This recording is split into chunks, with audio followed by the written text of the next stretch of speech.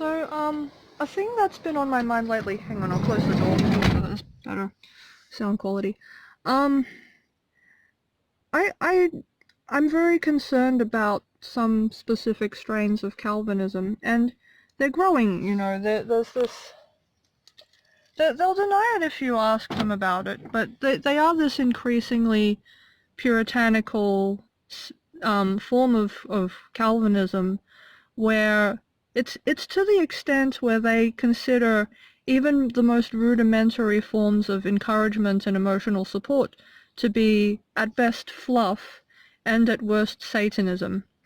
And for a very long time I was living in this way of thinking. I grew up, being raised by, what I would call cage stage Calvinists, and they taught me to feel that I could somehow be negative enough in my thinking that I could somehow be saved that way, and that somehow I was less of a Christian unless I was extremely negative like that.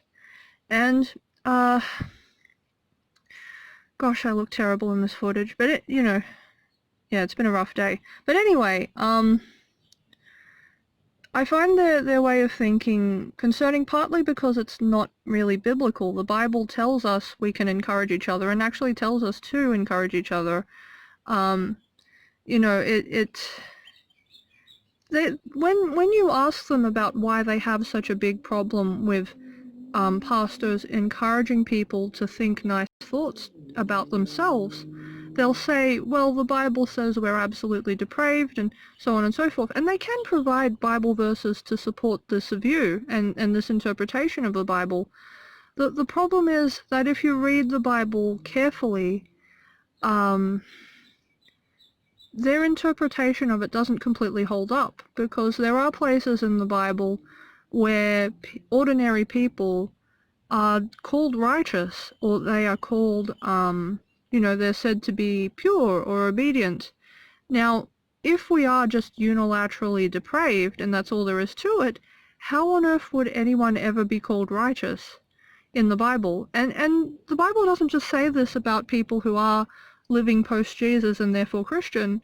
The Bible says this about some people who long predate the advent of Christianity, and it even has positive things to say about non-Christian people in some places. And when I have asked Calvinists why this doctrine of whole and absolute depravity is so important to them, they tend to say, well, if you don't believe you're fully depraved, then why would you come to Jesus for your salvation? What's to stop you from thinking you can save yourself? But I would counter-argue that there is a very huge difference between thinking that you are capable of good, or that you may have good inside you because of what God has put there, and thinking that you are 100% good and can be, and can therefore save yourself. Like, there is a very big difference between thinking that you are not absolutely depraved and thinking that you are still a sinner. You can believe both. You can believe that you are a sinner, and even where the Bible says that we are full of evil, we can believe that and still believe that that God hasn't left us with anything, with nothing but bad things. We're not living in hell, we're not demons, we're human. And I feel like that's a very important distinction theologically as well, because if you will say that we have nothing good to us and that we're 100% evil, well then it would cause me to question what Christ's purification of us even means. Because if you can only ever be evil till the day you die, how are you purified in the here and now by Christ? Like, it would be impossible. There would be no difference between you prior to conversion and after, if you are to take the doctrine of depravity so far that you can't even admit that somebody might have positive attributes. So yeah, on that basis alone, I think that Calvinism can quite rightly be condemned. But practically, I see this bigger problem where if you teach people to believe that the only way to be godly is to be excessively negative in your thinking, not only is it a by-works salvation, but it's also very much that you I'm trying to think of how to articulate this.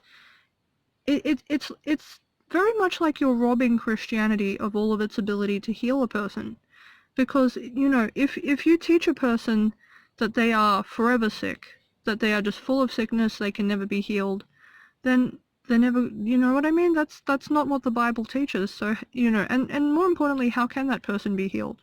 Like all of the people that Jesus healed, all of the people that Jesus helped, if you look at what Jesus has to say about these people, he says to them, your faith has made you well. In other words, these people reached out to him in the belief that he could help them, and they were therefore helped. So if we go through our walk as Christians believing that God can't help us, that God can't give us anything good, that God can't offer us any comfort, we will inevitably be having to live with the psychology of an atheist even as we're living the Christian life. And when I observe these very hardline Calvinists in their lives, the way they live, from my perspective, is very consistent with this sort of graceless thinking that they have. Very frequently I find that they have many of the attitudes and attributes that that the Bible associates with a lack of fruit of the Spirit.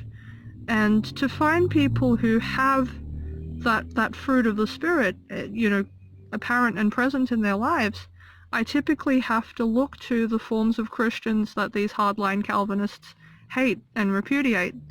And I feel like, if Jesus has said to us, by your fruit you can judge them, by your fruit you can tell who they are, then I would say, absolutely, these hardline Calvinists in their actions and attitudes are really speaking for themselves.